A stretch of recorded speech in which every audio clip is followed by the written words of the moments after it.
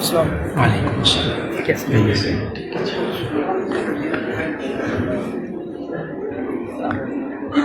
بسم اللہ الرحمن الرحیم. یہ ایک صاحب نے سوال کیا ہے کہ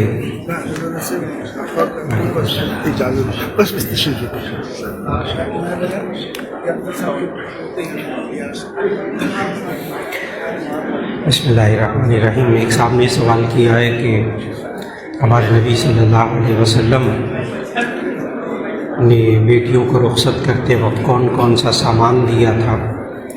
تو اس کا جواب یہ ہے کہ دراصل ہمارے معاشرے میں نبی کریم صلی اللہ علیہ وسلم کی سیرت طیبہ پر، دین پر جتنا انسان عمل کرے اللہ تعالیٰ اتنا وہ عمل آسان فرما دیتا ہے. اور جب انسان خود اس کے اندر نئی نئی باتیں پیدا کرتا رہتا ہے تو اس سے پھر وہی باتیں، وہی دین پر عمل کرنا انسان کے لیے بہت مشکل ہو جاتا ہے. اس لیے آج وقت کا بہت بڑا تقاضا ہے کہ انسان شادی بیاہ کے اندر اللہ اور اس کے رسول صلی اللہ علیہ وسلم کے حکموں کو پورا کرنے کی فکر کرتا رہے. انسان زندگی میں دو وقت ایسے ہوتے ہیں جب انسان اللہ اور اس کے رسول صلی اللہ علیہ وسلم کی باتوں کو پس پشت ڈال دیتا ہے.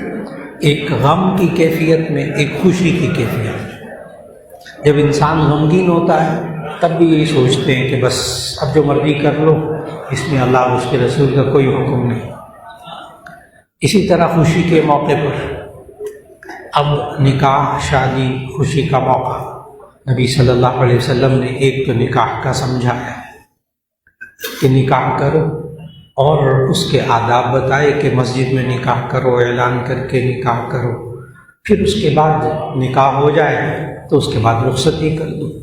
اب ایسی صورت کے اندر ہمارے معاشرے میں جو چیز آئی، جہیز بیچ میں سامنے آیا، پھر بیچ میں مہندی کی رسمیں آئیں، پھر بلا رسمیں آئیں، یعنی ایک ایک شادی بیاہ کی مجلس 5 دن تک ہو رہی ہے اور اس میں لاکھوں روپیہ لگایا جا رہا ہے. یہ سب وہ چیزیں ہیں جس کی وجہ سے آج شادی مشکل ہو گئی. ورنہ پہلے جب نبی صلی اللہ علیہ وسلم نے جو ماحول عطا فرمایا تھا اس میں گناہ کرنا مشکل تھا، شادی کرنا آسان تھا. اب وہ شادی کو اتنا مشکل بنا دیا کہ گناہ آسان ہو گیا، سستا ہو گیا. اس لیے بھرپور کوشش کرنی چاہیے کہ جب بچے بچیاں جوان ہوں، اچھے رشتے اللہ تعالیٰ عطا فرما دے، بس اسی صورت میں ان کی شادی کر دی جائے. اب رہا یہ کہ جو انہوں نے سوال کیا کہ بیٹی کو رخصت کرتے وقت کیا کیا دے دیا جائے، تو نبی صلی اللہ علیہ وسلم نے اس کے لیے کوئی پابندی نہیں فرمائی. اپنی بیٹیوں کو رخصت کرتے ہوئے ایک بیٹی کے بارے میں، حضرت فاطمہ رضی اللہ عنہ کے بارے میں، کہ ایک چکی دے دی، ایک بستر دے دیا اور اس کے ساتھ چند چیزیں دے دی، بس رخصت کر دی. لہذا جو ہمارے ہاں ایک لفظ بولا جاتا ہے نا، جہیز، یہ جو جہیز کا لفظ ہے اصل میں یہ عربی ہی کا لفظ ہے. جہازہ یجاہز تجہیزا کا معنی ہوتا ہے تیاری کرنا. اس کا لفظی مطلب ہے تیاری کرنا. جہیز اس چیز کو کہہ دیتے ہیں جو تیاری کے لیے ہوتا ہے. عجیب بات ہے کہ ہم ایک لفظ جہیز بولتے ہیں اور عربی میں میت کے لیے ایک لفظ بولا جاتا ہے جو آپ نے سنا ہوگا، تجہیز و تکفین. تجہیز و تکفین، وہ تجہیز و تکفین جو ہے وہ بھی بات سمجھنے والی ہے. تجہیز کا معنی میت کو کفن دفن دینے کی تیاری کرنا، اس کو غسل دینے کی تیاری کرنا، وہ ساری تیاری اس میں شامل ہے. جہیز کا معنی بھی تیاری ہے. تو اگر ضروریات زندگی کا کچھ سامان دے دیا جائے تو یہ حرام نہیں ہے، منع نہیں ہے. ہمیں کسی بھی چیز کی ممانعت کے لیے دلیل چاہیے، جائز ہونے کے لیے دلیل نہیں چاہیے. جہیز کی ممانعت کے بارے میں آپ کو کوئی حدیث نہیں ملے گی کہ لڑکی والوں سے کوئی بھی چیز لینا حرام ہے، نہیں، جائز ہے. لیکن اس جائز کام کو اتنا فرض اور واجب کر دیا گیا اور اتنا بڑھا دیا گیا کہ ایک باپ اپنی بیٹی کی شادی کرتے کرتے وہ بوڑھا ہو جاتا ہے. وہ رسم آئی ہندوانہ، خاص طور پر ہندو معاشرے میں سے زیادہ سے زیادہ سامان دینا ظاہر اس پہ پیسہ خرچ ہوتا ہے. ایک آدمی اپنی بیٹی کو اس معاشرے کے اندر جہیز دیتے دیتے تھک جاتا ہے، اس کی کوئی لمٹ ختم ہونے کی انتہا نہیں ہے.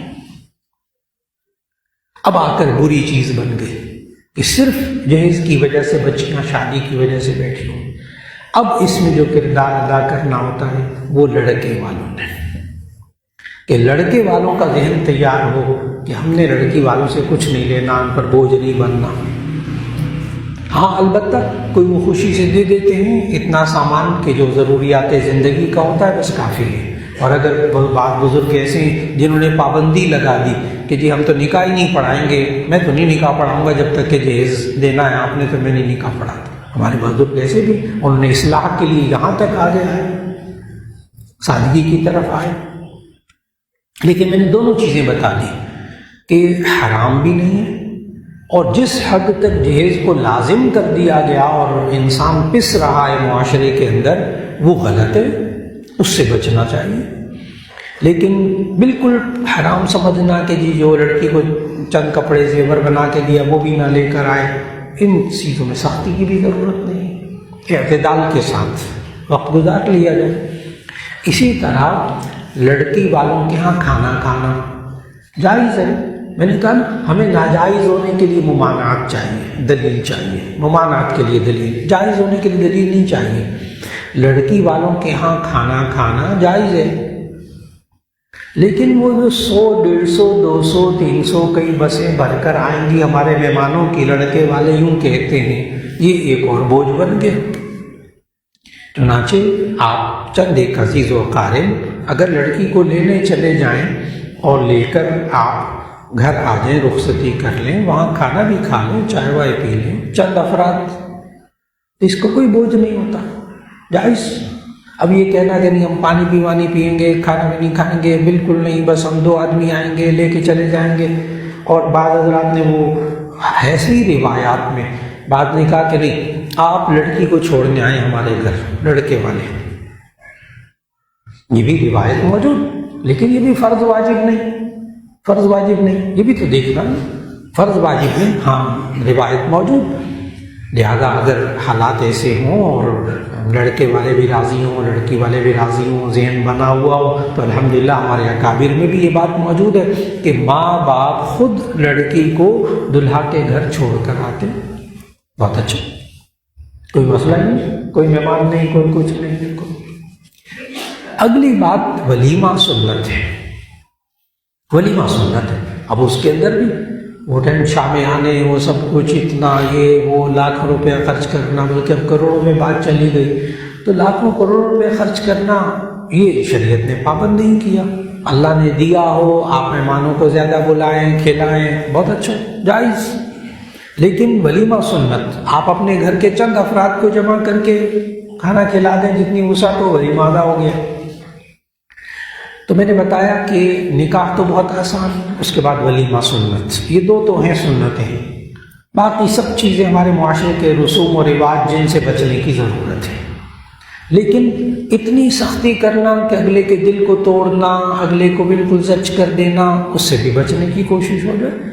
اس طریقے سے ہو جائے جس طریقے سے بوجھ بھی نہ بنے اور شریعت کے مطابق عمل بھی ہو جائے. وہ اگر کہیں کہ جی ہم 2 4 5 10 افراد آپ کے گھر آ جائیں گے، عزیز و قارب ہمارے مل کے گھر میں آپ کے کھانا کھا لیں گے اور روانہ ہو جائیں گے، نہ کوئی شامیانے، نہ کوئی اور، نہ لاکھوں روپیہ، کچھ نہیں. میں نے پھر کہا اگر آپ بلا کر مہمانوں کو کھانا کھلا دیں، جائز، حرام نہیں ہے. تو نکاح، رخصتی اور ولیمہ. اب ایک تیسری چیز جو بہت لوگ پوچھتے ہیں آج کل، وہ یہ کہ آج کل ایک اور نام نکل آیا، شلیمہ. بہت لوگ نام لے رہے ہیں. وہ شادی میں سے شین لے لیا، ولیمے میں سے لیمہ لے لیا، واو ہٹا دی، شلیمہ. اب وہ شلیمہ کیا ہو رہا ہے؟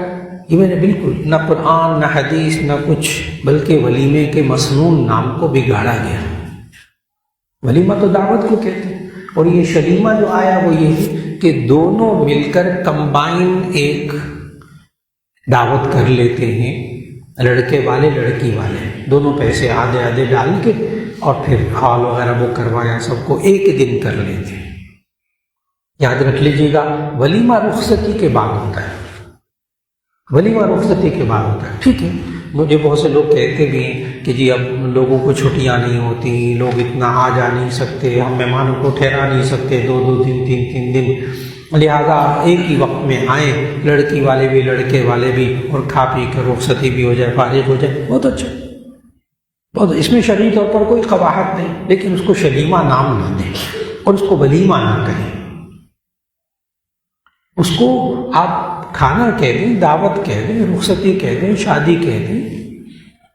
تو اس لیے جائز ہے یہ والا کام کہ لڑکے والے لڑکی والے دونوں پیسے اکٹھے کر کے ایک ہی تقریب کر لیں، جائز ہے، لیکن اس کو نام نہ بدلیں، اس کو ولیمہ نہ کہیں۔ ولیمہ رخصتی کے بعد، سنت وہ رخصتی کے بعد، اس لیے آسان ترین بات ہے۔ تو اگر کرنا چاہیں، ایک دعوت کرنا چاہیں کر لیں، لیکن اس کو سنت نہ سمجھا جائے۔ ایک صاحب نے کہا کہ یہ اختلافی سا سوال ہے، فرقہ وارانہ اس کی گنجائش نہیں ہے۔ ایک صاحب کہتے ہیں کہ ٹک ٹاک کے متعلق رہنمائی کر رہے ہیں، لوگ دین کی بھی پوسٹ کرتے ہیں، وہ کہتے ہیں ہم دین کا کام کر رہے ہیں، جبکہ اس میں بے حیائی زیادہ ہوتی ہے۔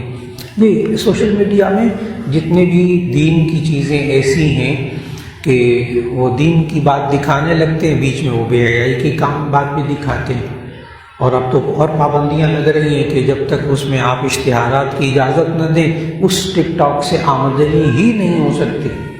اگر آپ نے پابندی لگا دی کہ جی میں دین کی بات ہے میری، یہ صرف لوگ سنیں، تو اسی صورت میں اس میں اشتہار نہ ہو تو وہ ایک پیسہ نہیں دیتے، چاہے لاکھوں لوگ دیکھیں اس کو، یہ پابندی لگ گئی۔ اور پھر وہ دین کی باتیں ٹک ٹاک کے اوپر، تو اس سے پہلے بھی کوئی بندہ ایسا نہیں ہے، کیونکہ میرا میڈیا سے تعلق بہت گہرائی سے اس کو جانتا ہوں، باقاعدہ منظم طریقے سے کوئی بزرگ ہوگا نا، اس کا بیان ہوگا نا، آپ بیان نکال لیں، بیان نکال لیں، بیان سے پہلے بھی بے حیائی کی چیز، بیان کے بعد بھی بے حیائی کی چیز، اب بیان سن لیں، اس کا بہت فائدہ ہوگا انشاءاللہ۔ سارا ایمان پہلے ہی خراب ہوگی، اب وہ بیان کیا اثر کرے گا؟ یہ بڑی گہری سازشیں ہیں۔ کہاں ہوتا ہے کہ صرف آپ وہی کھولیں تو وہی کھلے گا اور کچھ نہیں کھلے گا، ایسی خاموشی۔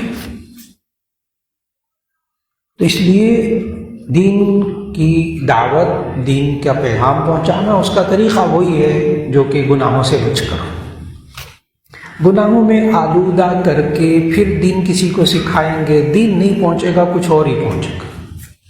بس جواب مکمل ہوا جی۔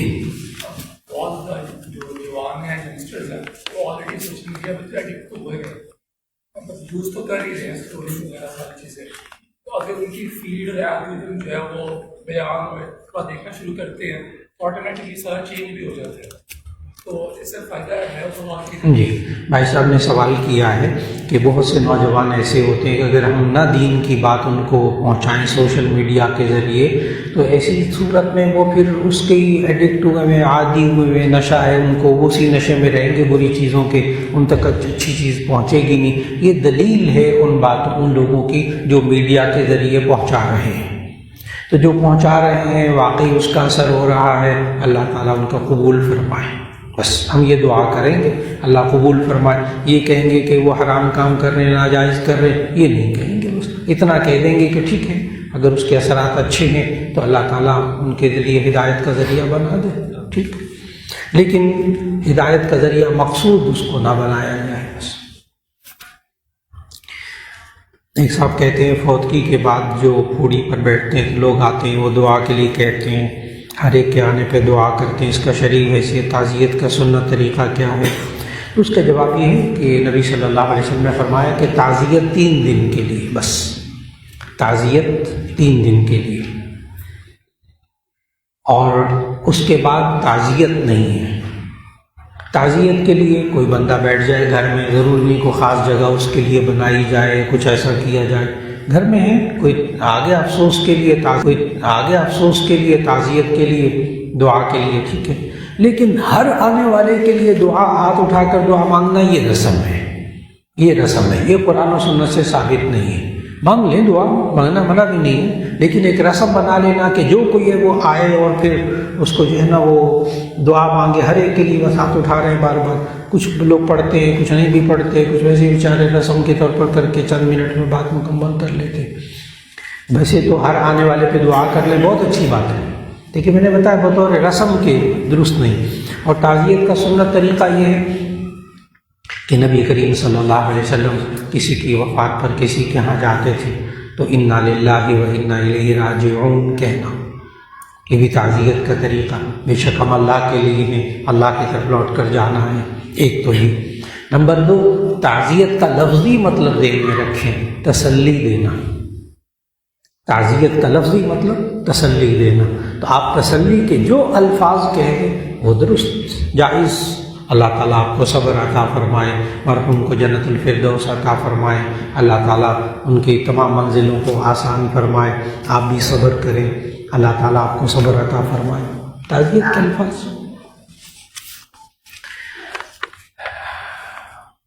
ایک صاحب نے کہا کہ اسلام میں نیت کس کو کہا گیا؟ کوئی نیک کام بغیر نیت کے قبول ہوتا ہے کہ نہیں ہوتا؟ جی، اس کا جواب یہ ہے کہ نبی صلی اللہ علیہ وسلم کا اصل میں یہ ارشاد ہے، انما الاعمال بالنیۃ، کہ اعمال کا دار و مدار نیتوں پر ہے۔ انسان کوئی بھی کام کرے، اچھا کام ہے، نیت کر کے کرے اچھی تو اس کا ثواب ملتا ہے، برا کام کرے نہ بھی نیت ہو تو اس کو گناہ کا ہوتا ہے۔ لیکن کوئی انسان ایک عام کام کرے تو وہ ایک عام کام ہو جاتا ہے، اسی میں نیت کر لے اچھی، وہ اچھا کام ہو جاتا ہے۔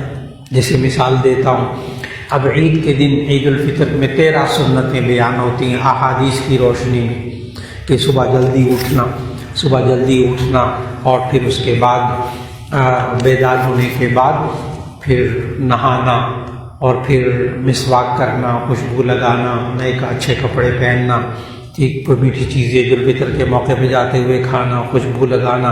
اب یہ ساری سنتیں ہیں نا، اب کوئی بندہ ویسے ہی کر رہا ہو بغیر سنت سمجھے تو ویسے ہی ہو جائے گا، اور اگر سنت سمجھ کے کریں گے، لیکن جو عبادات ہیں نا ان میں نیت شرط ہے۔ جیسے سنتوں کے نیت، آپ سنتیں پڑھ رہے ہیں، فرض پڑھ رہے ہیں، ویسے ہی 4 رکعتیں پڑھ لی، نہ فرض نہ سنت کچھ بھی ذہن میں نہیں، تو اسی صورت میں نماز ہی نہیں ہوگی۔ تو عبادات کے اندر نیت شرط ہے۔ نیت کہتے ہیں دل کے ارادے کو، دل میں ارادہ ہے بس ٹھیک، زبان سے چاہے نہیں کہا، لیکن بہتر ہے، افضل ہے زبان سے کہہ لیں۔ جی، صدقہ اور ہدیہ کی نیت میں کیا فرق ہے؟ جی، علامہ عینی رحمہ اللہ نے عمدۃ القاری میں صدقے کی تعریف اور ہدیے کی تعریف الگ الگ لکھی ہے، کہ صدقہ کہتے ہیں منیحۃ یطلب بها المانح التقرب الی اللہ وتکون من الاعلی الی الادنی، کہ صدقہ کس کو کہتے ہیں؟ کہ دینے والا اللہ کا قرب حاصل کرنا چاہتا ہے، اللہ کا قرب، سب اللہ کے لیے دے رہا ہے، یہ ہے صدقہ۔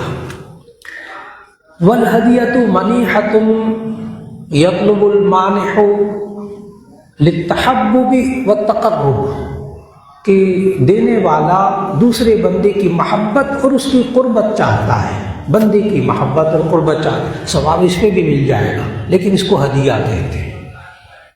تو اللہ کے لیے چیز دیتے ہیں، صدقہ ہو گیا، بندے کو خوش کرنے کے لیے، اس کی محبت کے لیے دیتے ہیں تو یہ کیا ہے؟ ہدیہ ہے، ثواب اللہ اس پر بھی دیتا ہے۔ اب جواب مکمل ہو گیا، ہے نیت کا فرق۔ جی، اس کو صدقہ دیا جائے، اس کو بتانا ضروری ہے؟ یہ دوسرا سوال انہوں نے کیا کہ کسی کو صدقہ زکوٰۃ دی جائے تو اس کو بتانا ضروری ہے، تو اس کا جواب ہے بالکل نہیں، بالکل نہیں، آپ ہدیہ کہہ کر دے دیں، یہ غلط بیانی نہیں ہوگی، منافقت نہیں ہوگی۔ بعض لوگ یہ سوال کرتے ہیں کہ جی دے رہے ہیں زکوٰۃ تو کہتے ہیں میں آپ کو ہدیہ دے رہا ہوں، تو یہ تو جھوٹ ہے۔ نہیں، جھوٹ نہیں، آپ کسی بات کو اچھے طریقے سے کرتے ہیں تو وہ جھوٹ نہیں کہلاتی۔ دل چکنی نہ ہو جائے. اب کسی کو دیں یہ صدقہ آپ لے لیں، وہ تو بات کرنا بند کر دے گا، مجھے صدقہ کھانے والا سمجھا، تو مستحق بھی ہو تب بھی. تو یہ ضرور پہچان لینا چاہیے، دیکھ لینا چاہیے یہ مستحق ہے کہ نہیں. یہ لازم ہے صدقے کے لیے. وہ بھی صدقہ واجبہ جیسے زکوٰۃ، صدقہ فطر یا منت وغیرہ، اس طرح کے صدقات ہوں تو اس میں تو کسی غریب کو ہی دینا ہے. وہ 8 مصارف اللہ نے بتائے سورہ توبہ کی آیت 60 کے اندر، محتاج ہو، مسکین ہو، غلام. لیکن نفلی صدقہ، عام صدقہ جس میں آپ کوئی غریب کی نیت نہیں کر پاتے، بس اللہ کی راہ میں دوں گا، تو ایسی صورت میں یہ انسان وہ غریب کو بھی دے سکتا ہے، امیر کو بھی. جیسے نبی صلی اللہ علیہ وسلم نے فرمایا، ویسے زکوٰۃ صدقات بیوی کو نہیں دے سکتے، لیکن بخاری شریف کی حدیث میں ہے کہ بیوی کے منہ میں لقمہ دینا بھی صدقہ ہے. آج کل ویسے بھی صدقے کی بہت ضرورت ہے. صدقے سے مصیبتیں ٹلتی ہیں نا، تو بہت ساری مصیبتیں ٹل جاتی ہیں. بیوی کو منہ میں، اپنی بیوی کے منہ میں لقمہ دے، صدقہ ہے، صدقہ ہے. وہ صدقہ نافلہ، نفلی صدقہ. بیوی بچوں پر خرچ کرتے ہیں نا، یہ بھی صدقہ ہے، یہ بھی صدقہ ہے. لیکن میں نے بتایا جو صدقہ ہے واجبہ ہے، وہ اس کے لیے وہ خاص جگہیں جن میں آپ نے دینا ہوگا. جی آپ نے بھی کہا کہ کہتے ہیں کوئی بھی نیک کام کرنے کے لیے نیت کی ضرورت ہے. اب ایک چیز ہے جو آپ ریگولر بیسس پہ کر رہے ہیں، ایک نیک کام ہے، آپ نے جب شروع کیا تھا تب آپ کی نیت تھی، لیکن جب آپ نے کنٹینیو ہو گیا ڈیلی روٹین کا حصہ بن گیا، پھر وہ آپ کے ذہن میں ایک نیت والا ایلیمنٹ نہیں رہتا، بس آپ کو ہوتا ہے کہ اچھا یہ کرنا ہی کرنا، تو وہ پھر آپ کو باقی اس کی کوئی ایک مثال دیں، کوئی ایک مثال. میں دسترخوان ہے، جیسے کہ ہم ایک دسترخوان لگاتے ہیں، ہر رمضان لگاتے ہیں. جب شروع کیا بھائی صاحب نے ایک سوال کیا ہے کہ ہم بس اوقات ایک کام شروع کرتے ہیں، شروع میں ایک دفعہ نیت کر لیتے ہیں، پھر اس کے بعد ہر روز کرتے ہیں، مہینے بعد کرتے ہیں، اس میں ہم نیت نہیں کرتے، تو کیا وہ اللہ کے لیے قبول ہو جاتا ہے اللہ کے یہاں؟ یہ ان کا سوال ہے. تو اس کا جواب غور سے سنیے گا کہ ایک صاحب نے رمضان میں روزہ رکھا اور اللہ کے بندے نے نا عصر کے وقت، جون جولائی کا، آج سے 8-10 سال 12 سال پرانی بات ہے، جون جولائی کا روزہ تھا، اور عصر کے وقت آ کے مجھ سے پوچھا، مولانا میں نے آج نہ روزے کی نیت نہیں کی، تو کیا میرا روزہ ہو گیا؟ میں نے آج روزے کی نیت نہیں کی تو کیا میرا روزہ ہو گیا؟ اب میں بھی پریشان ہوا بہت زیادہ. اللہ کا بندہ، جون جولائی کا مہینہ ہے، سارا دن بھوکا پیاسا، اب آ کے کہہ رہا نیت نہیں کی میں نے. اب میں اس کو کیا کہوں؟ حالانکہ نیت دوپہر سے پہلے کر لینی چاہیے. پھر اللہ نے ایک دم دل میں ڈالا. میں نے اس سے پوچھا تم نے صبح سحری کھائی تھی؟ کہنے کہ جی میں نے سحری کھائی تھی صبح. تو میں نے کہا پھر اس کے بعد تو کچھ نہیں کھایا؟ کہنے کہ نہیں بالکل کچھ نہیں کھایا. میں نے کہا کیوں نہیں کھایا؟ کہنے کہ میرا روزہ تھا. اب آپ بات سمجھ گئے؟ ابھی نہیں سمجھے آپ. پتہ کیوں؟ اس نے یہ سمجھا کہ وہ جو کیلنڈر کے اوپر کونے میں لکھا ہوتا ہے نا، وہ بھی سومی کا دن نوئی تو من شہر رمضان، روزے رکھنے کی نیت، وہ نہیں میں نے آج پڑھی. حالانکہ میں نے ایک بات یہ میں رکھی، وہ بھی سومی کا دن نوئی تو من شہر رمضان، وہ جو کیلنڈروں پر لکھا ہوتا ہے نا کونے میں، وہ کوئی حدیث نہیں ہے، ضعیف حدیث بھی نہیں ہے ہی نہیں سرے سے. وہ صرف عربی میں نیت کرنے کے الفاظ ہیں جو مشہور ہو گئے، بس لکھ دیتے. ہاں روزہ کھولنے کی دعا سن حدیث سے ثابت ہے. تو یہ روزہ رکھنے کی نیت نہیں بھی بندے نے کی نا، تو تب بھی وہ نیت اس کی وہی ہے. اس لیے جو بندہ میں نے اسی مثال پوچھی کہ جی انہوں نے کہا کہ جی ہم رمضان میں نا روزہ کھلواتے ہیں، دسترخوان لگاتے ہیں، یا عام دنوں میں غریبوں کو کھانا کھلاتے ہیں، ٹھیک ہے.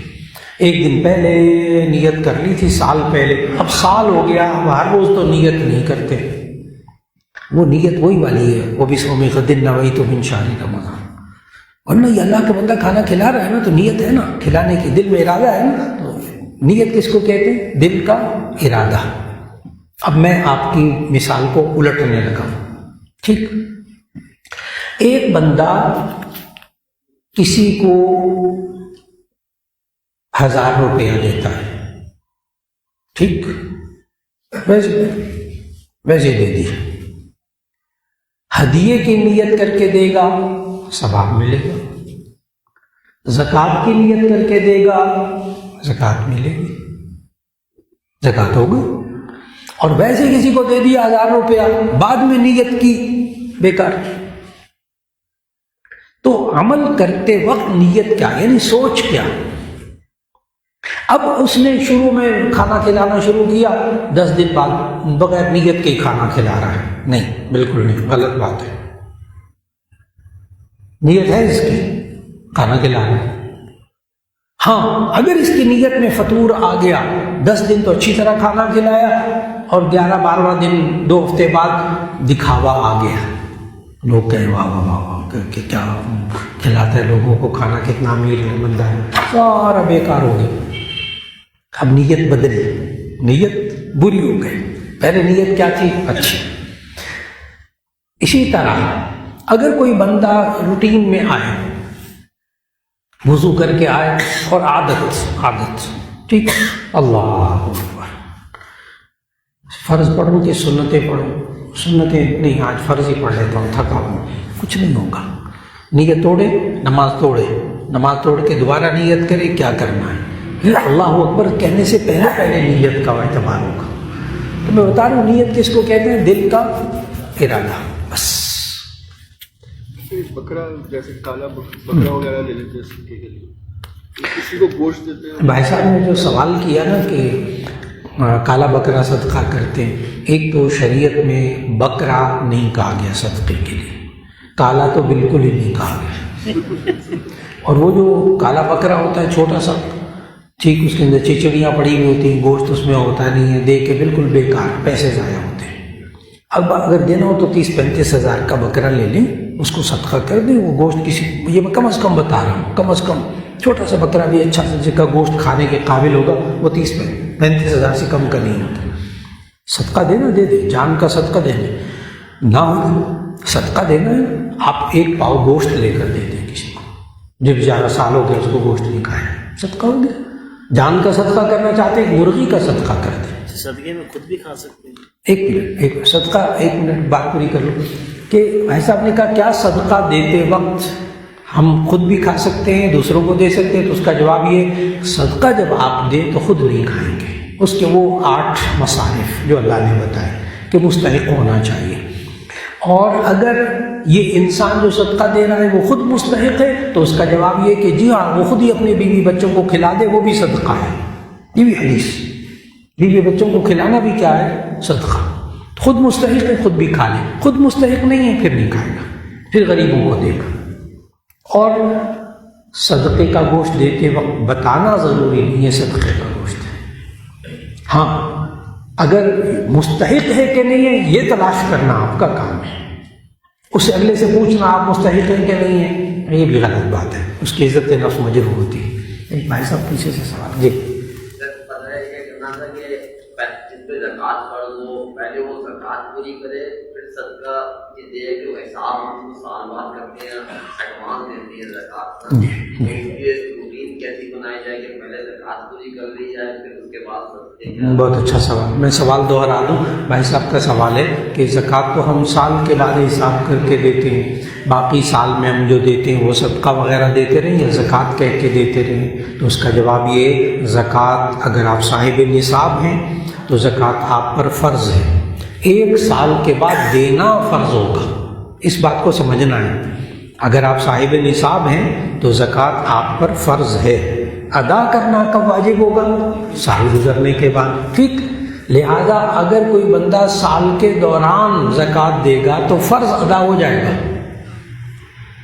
اب صدقہ دینا نفل کام, صدقہ دینا نفل کام, زکوٰۃ دینا فرض کام. بھائی صاحب کا سوال ہے کہ سال کے درمیان دینا ہو تو صدقہ دیں یا زکوٰۃ دیں, تو جواب ہے کہ زکوٰۃ دیں.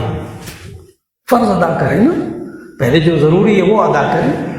تو بجائے صدقے کی نیت کرنے کے آپ کس کی نیت کریں, زکوٰۃ کی نیت کریں تاکہ آپ کا فرض ادا ہو جائے. یہ ایسے ہی ہے جو بندہ فرض نماز نہ پڑھے نفلوں میں لگا رہے, فرض نماز نہ پڑھے نفلوں میں لگا رہے. نہ, پہلے کس کی اہمیت, فرض کی اہمیت. تو آپ ایڈوانس بھی زکوٰۃ دے سکتے ہیں, سال کے دوران بھی زکوٰۃ, لیکن اس کے لیے شرط ہے کہ آپ صاحب نصاب ہوں. زکوٰۃ آپ پر فرض ہو. اگر کسی بندے پر زکوٰۃ فرض نہ ہو پھر وہ پیسے دے، وہ زکوٰۃ نہیں ہوگی، فرض نہیں ہے اس پر. صدقے کا گوشت کوئی غیر مسلم کو بھی دے سکتے ہیں؟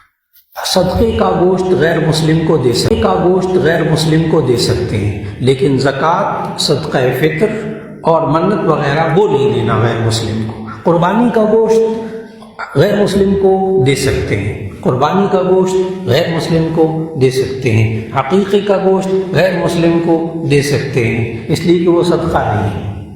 جی کسی امام صاحب کی تنخواہ ماہانہ وظیفہ لگایا ہو تو ہم تو زکوٰۃ ایڈوانس دے رہے ہوں، اب اس کی نیت صدقے کی کریں، عطیے کی کریں یا زکوٰۃ میں شامل ہو، ان کو بتانا بھی نہیں. جی، اگر امام صاحب کو، مؤذن صاحب کو کسی مسجد کے کہہ رہے ہیں کہ میں اگر تعاون کرنا چاہوں تو اس کا ایک جواب تو اچھی طرح ذہن میں رکھنا چاہیے کہ امام مسجد کو اور مؤذن کو تنخواہ میں زکوٰۃ دینا جائز نہیں ہے، آپ کی زکوٰۃ ادا نہیں ہوگی.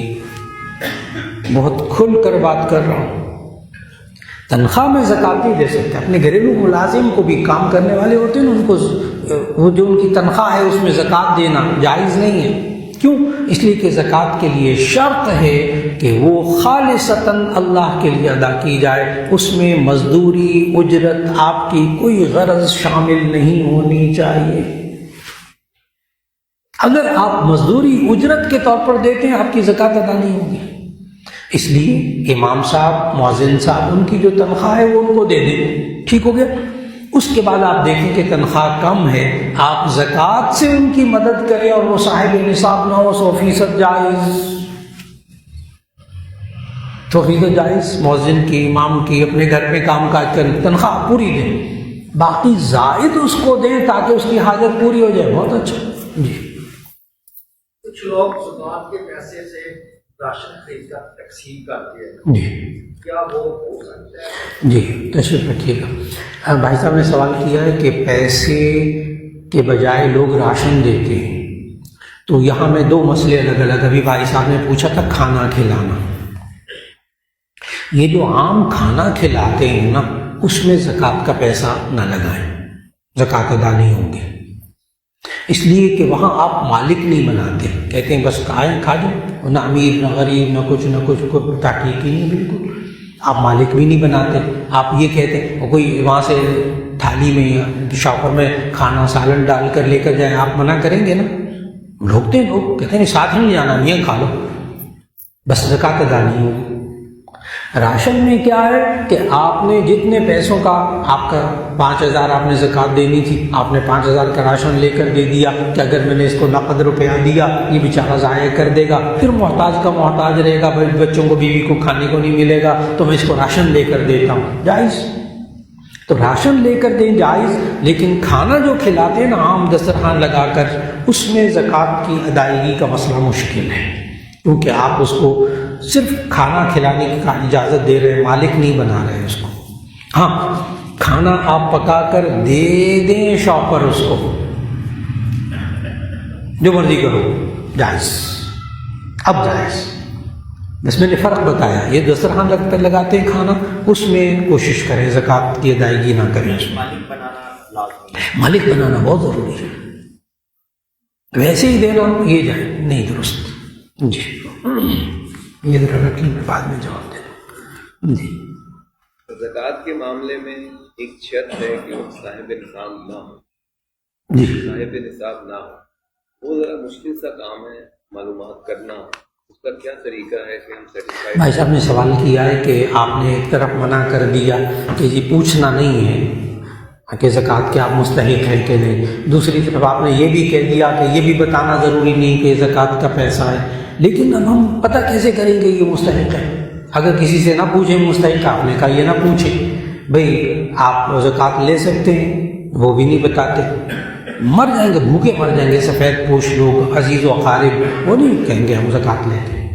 تو ایسی صورت میں کیا کریں؟ تو اس کا آسان سا طریقہ، بہت آسان جملہ یاد رکھنا چاہیے. بھائی آپ پر زکوٰۃ فرض ہوتی ہے کہ نہیں؟ یہ اس کا جواب لوگ دے دیتے. آپ پر زکوٰۃ فرض ہوتی ہے یا نہیں؟ وہ کہے گا نہیں زکوٰۃ تو مجھ پر فرض نہیں ہوتی، بس اتنا ہی کافی ہے. یہ آسان جملہ ہے، اس کا سب لوگ جواب دے دیتے، اس کا سب لوگ جواب دے دیتے، یہ درست طریقہ۔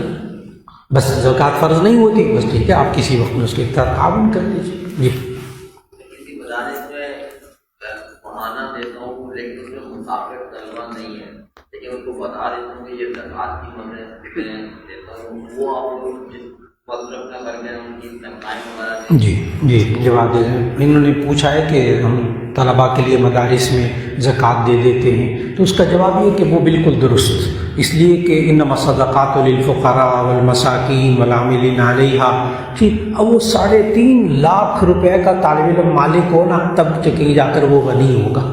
2.5-3 لاکھ اتنا طلباء کے پاس ہوتا ہے، لہذا وہ فقیر ہوتے ہیں، محتاج ہوتے ہیں، ان کو زکوٰۃ دینا جائز ہوتا ہے۔ جی زکوٰۃ میں جو ایک مصارف ہے فی سبیل اللہ، جی اس کو ذرا ایکسپلین کریں۔ جی زکوٰۃ کا جو 7واں مصرف ہے نا، کل اللہ نے 8 مصرف بتائے ہیں سورہ توبہ کی آیت نمبر 60 میں، اس میں ایک ہے فی سبیل اللہ، اللہ کے راستے میں۔ اللہ کے راستے میں کوئی بھی کام کر رہا ہے، آپ اس کو اس لیے دیتے ہیں کہ اللہ کے راستے میں کام کر رہا ہے، جائز، جیسے امام، جیسے خطیب، جیسے مؤذن، جیسے کوئی دین کی تعلیم دینے والا، ٹھیک، جیسے کوئی دعوت میں کام کرنے والا۔ اب جیسے ہمارے ہاں سال میں طلبہ جاتے ہیں سال لگانے کے لیے، اب کئی 1000 روپے کا خرچہ ہے ماہ میں، پورا سال لگانا ہے، ماں باپ کے پاس استطاعت نہیں ہوتی، خود اپنے پاس نہیں ہوتا، اب وہ اللہ کے راستے میں ہے، آپ اس کو زکوٰۃ کا پیسہ دے سکتے ہیں، اس لیے کہ یہ اللہ کے راستے میں۔ اور اس کا مطلب نیک کام نہیں ہے، ہر وہ کام، جی ہر اللہ کے راستے میں، یہ پوچھتے ہیں کیا اللہ کے راستے میں جو دیں گے وہ نیک کام نہیں ہوگا؟ نہیں، گناہ کے کام میں نہ دیں بس۔ جیسے کہ کسی نے نلکا لگوا دیا، کسی نے بھی کولر رکھوا دیا۔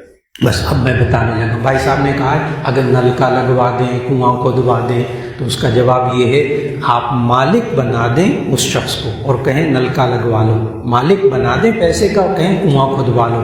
کنواں کھدوا کے دیا اس کا کوئی مالک نہیں، مالک بنانا ضروری ہے۔